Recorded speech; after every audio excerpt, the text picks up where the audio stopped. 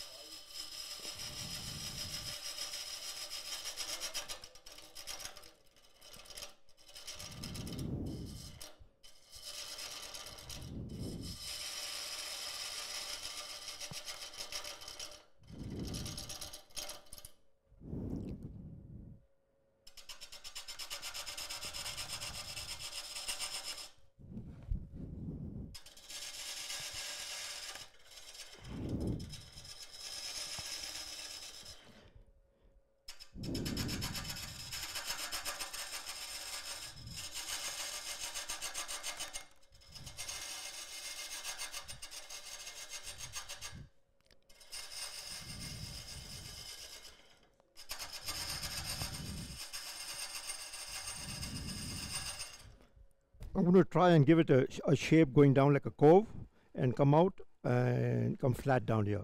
So that's what I have in mind. We don't know what's going to happen. Hopefully, I'll try and achieve that.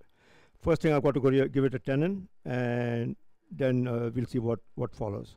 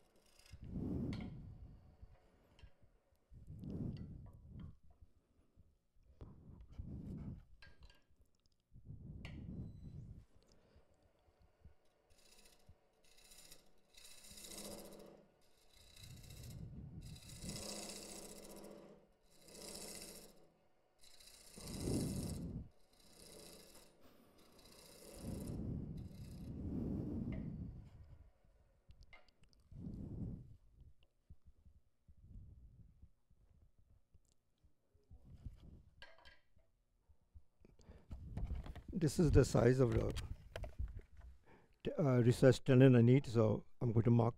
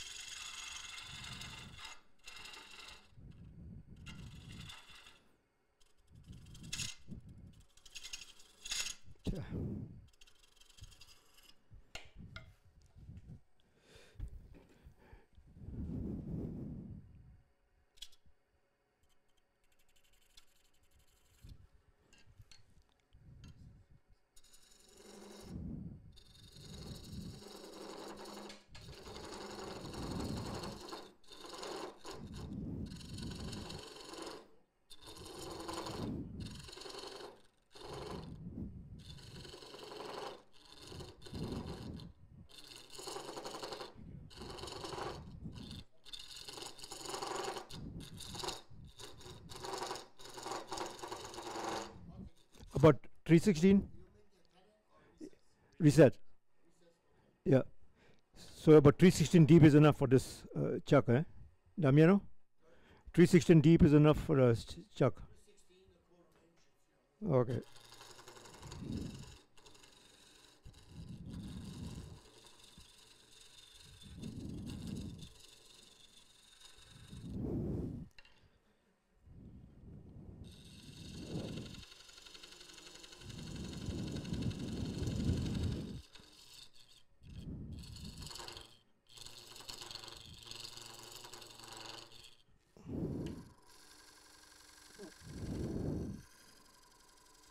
So eyeball the straight according to the lathe, and this gives me my dovetail. Yeah.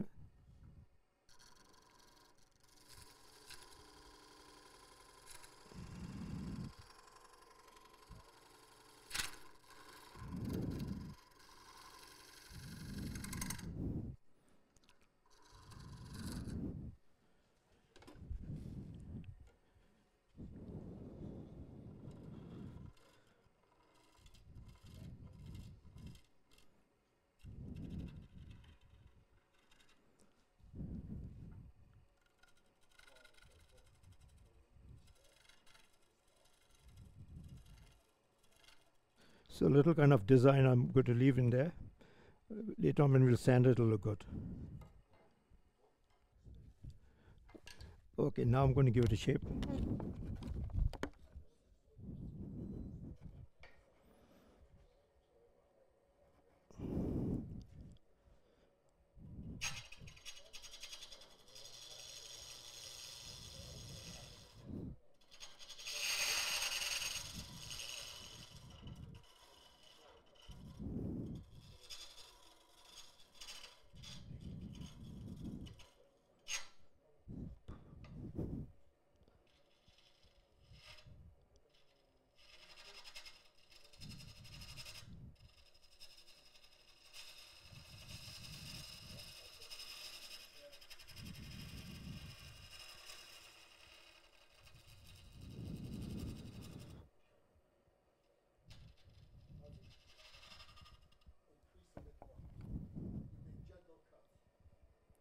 Yep.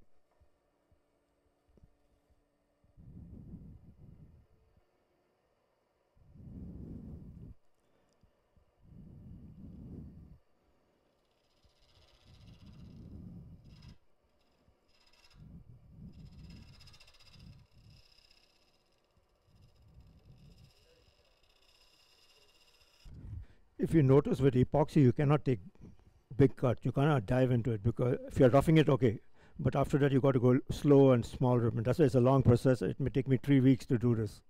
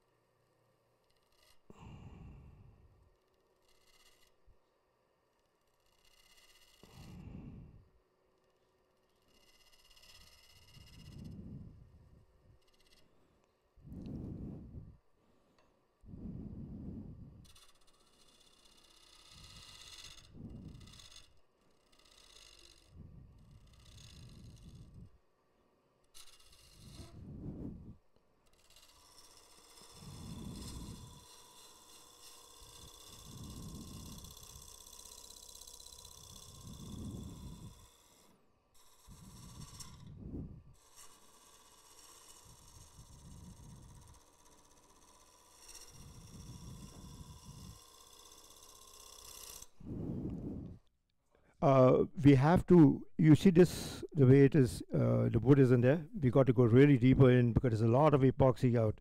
This is not a beggar's bowl, basically. You know, this is a rich man's bowl because there's a lot of epoxy in this.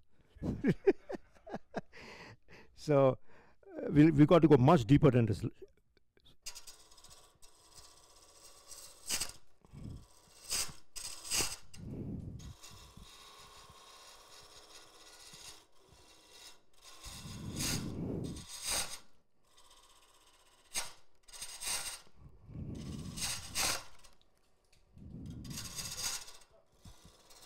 These are like bullets.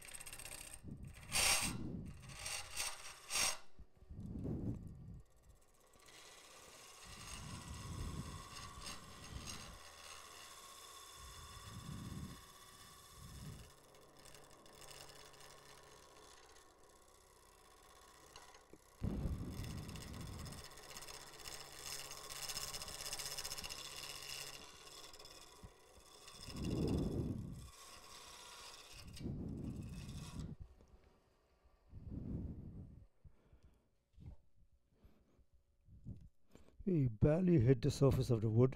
We'll have to leave the epoxy there, I suppose. What do you think? Should we leave the epoxy? If not, we can go deep and we won't even reach the wood. There's very little wood here, so we should just leave it there. Whatever's there, you know. If I go slow with this,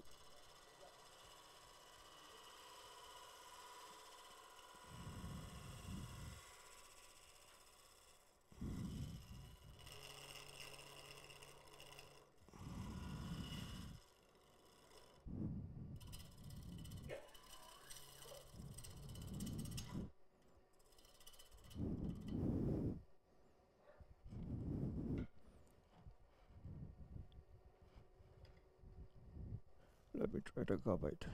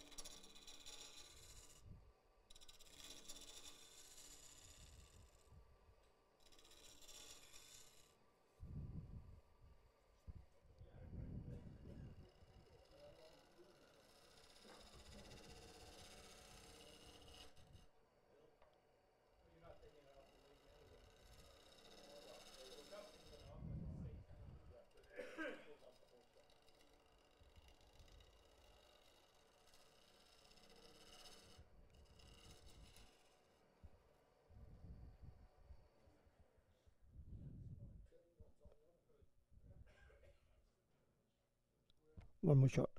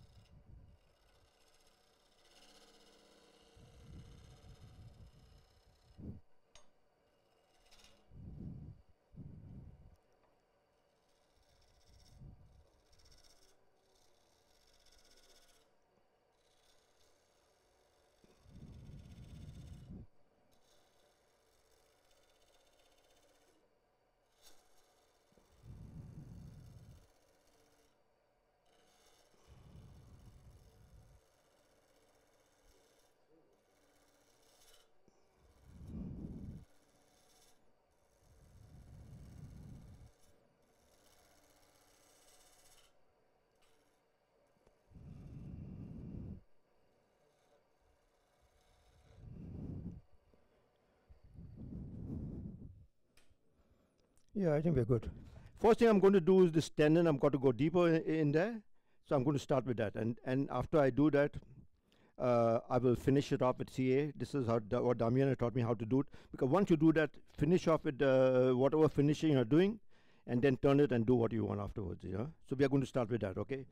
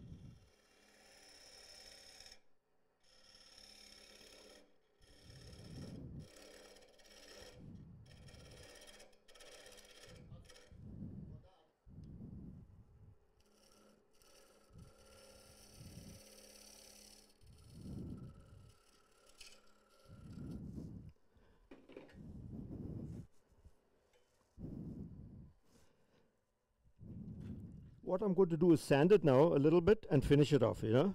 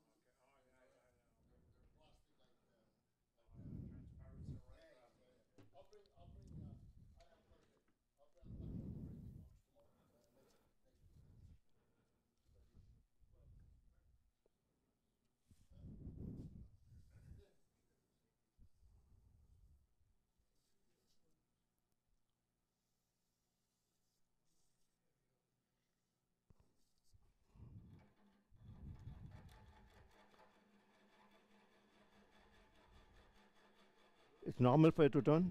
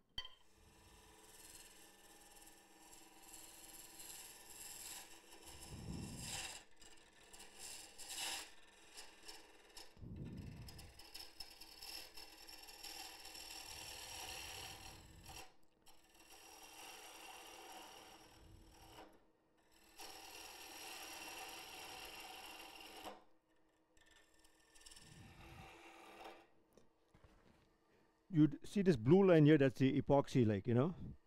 Now, if I go rough on that, you hear it shattering. If you go slow on it, you see it coming out in ribbons.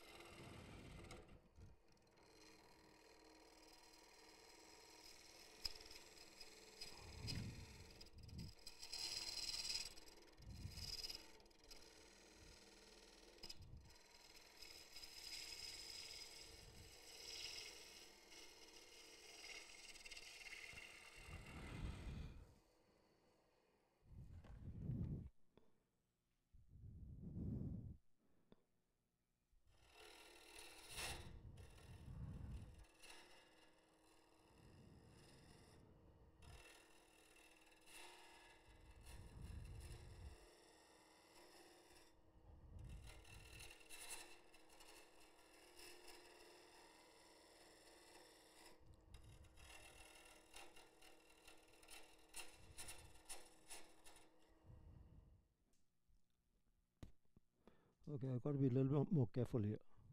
It's quite a lot still to go.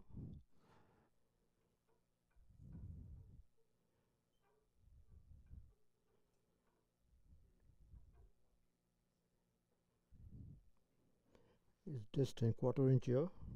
It's a little bit thicker. I don't want to go too much down there. Yeah, I could go down there a little bit more.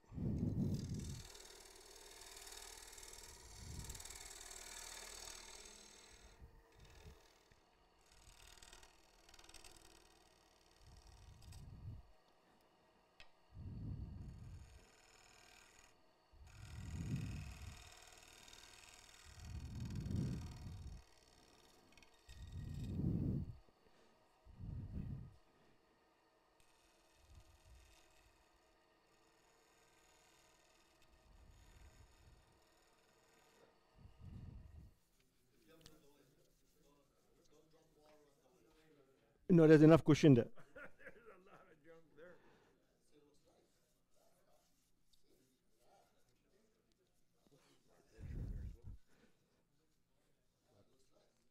I've always used tack cloth when I used to make cabinets many years back. You know, so this was a standard thing: tack cloth, or wipe it wet with water, and use the tack cloth, and that's how I learned. But I've still kept the same theory of using tack cloth before I stain it, before I finish it.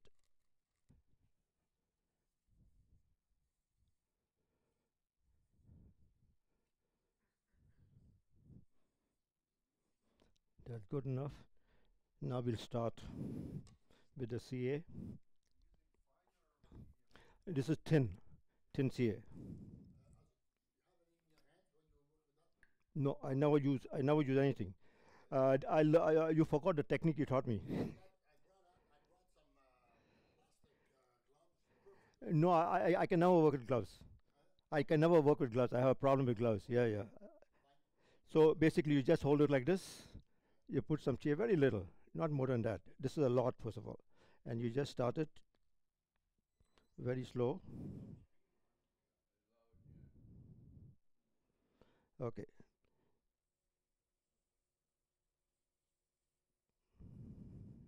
And then you spray the activator from a distance. Never go close because it'll cuddle up on you. That's enough. Now I'm going to do the inside. The way I do the inside is, again, I cut a square piece here.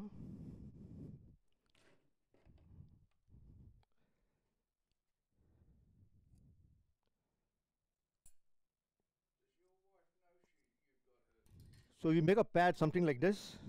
This is for the inside, okay? Let's start it before.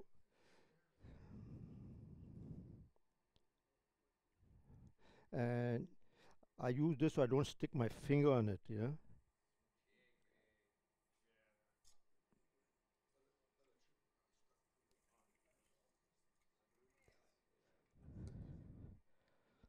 I'm going to use a 4-odd steel wool.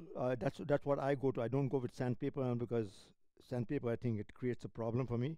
So I go with 4-odd steel wool. I mean, again, I go with this stuff because this is the old stuff that we learned to do cabinets, which you always use steel wool, like, those days.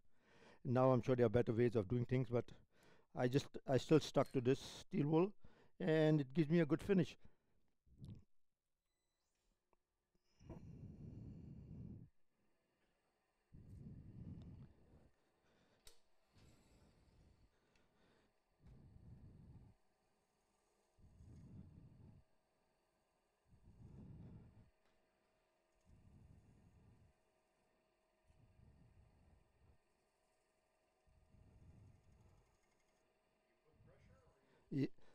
Light pressure.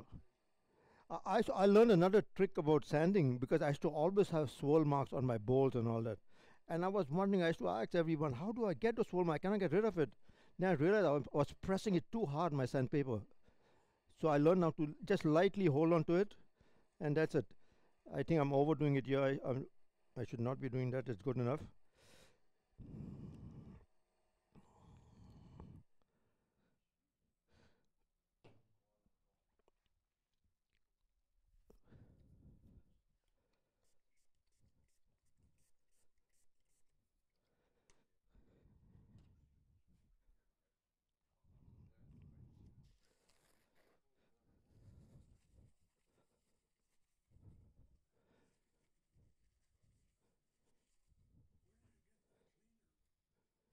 Okay, now I'll give it a second coat of CA.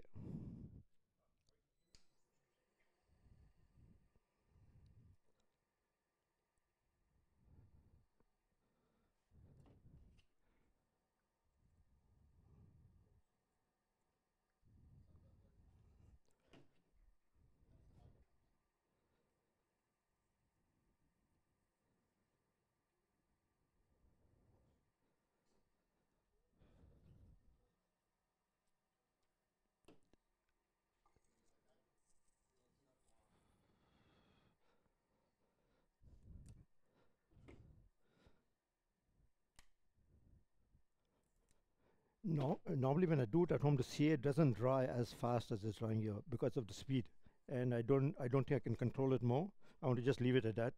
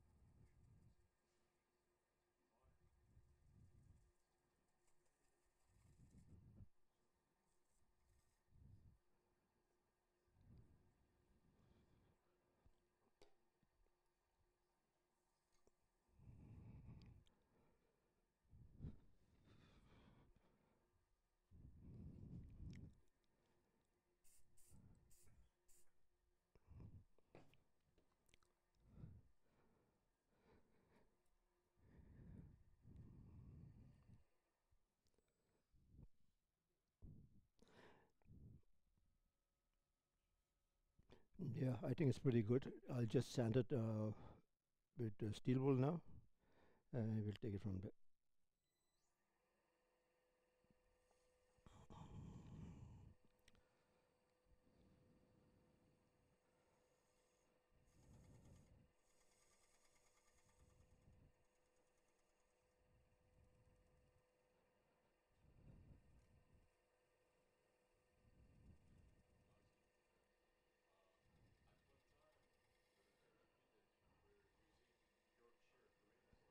Yeah, I'm going to use it. Yeah, that's final stage.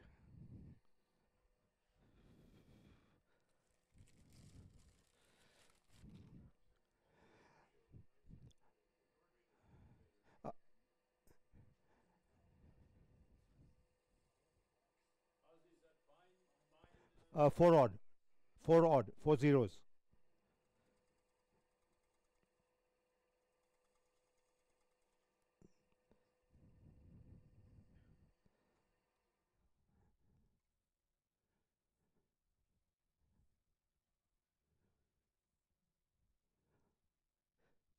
With this steel wool, you get a lot of dust from the steel, so that's why you have to wash it off and take it off with this.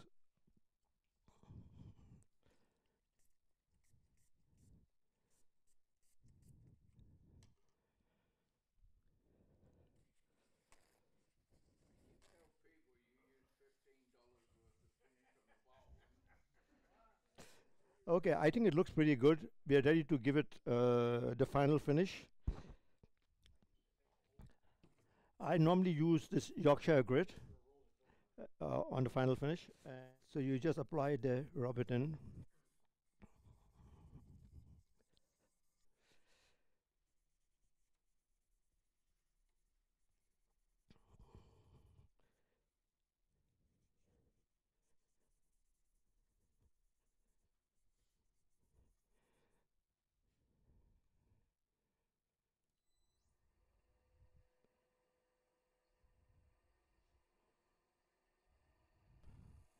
At the tip, yeah, it sinks in the wood, and the tip, yeah,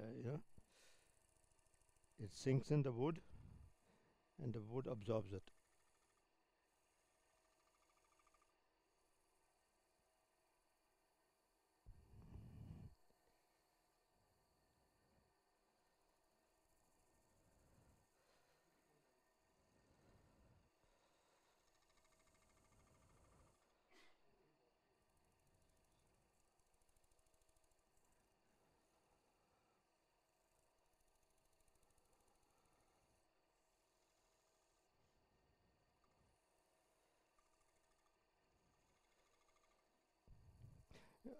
That Yorkshire grit is not expensive. It's going to last me about 25 years, that piece, that box.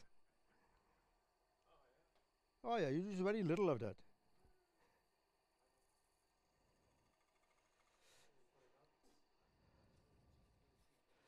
And now I'll buff it with this paper towel.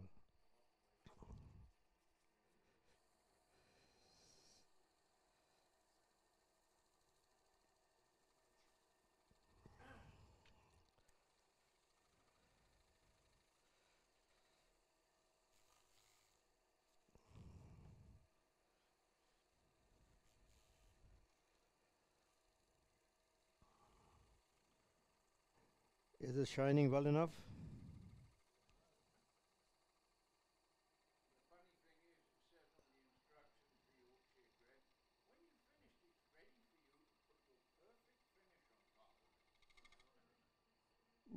What do you mean by perfect finish? Oh, after this? Even Tom was saying he has something after you can put something on top of this. What was it, Tom, you're talking about?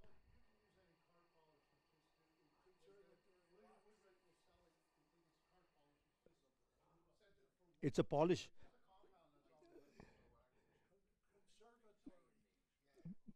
But tell me what you're telling me. Will it look better than this? I mean, what do you want after this?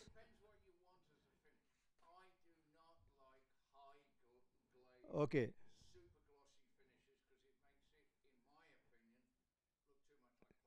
that's what Roy says, yeah. But uh, the alternative, what I mean, I do, and don't like the gloss, I take it on the Beal system and I go up to the silver, and that's, I have a perfect, like a matte finish, like.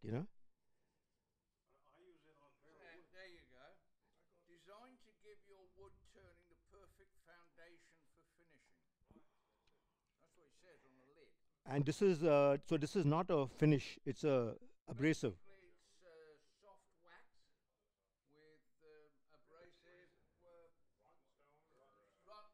Okay, okay. Exactly, yeah, yeah. For me, all those things what they tell you is just complicates things. For me, this is good enough. That's why I go to just 400 grit. There's no need to go like 500, 5,000 and all that. It's waste of time. It depends what you make. If you're making a museum piece, yes, you will want to go all the way out and spend some time on that. But for me, this is good enough.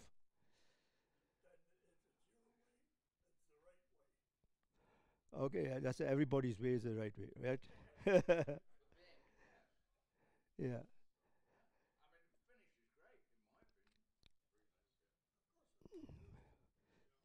So normally I would stop here, but I'm sure you can do so many things. Like Tom was saying, there's another kind of polish you get.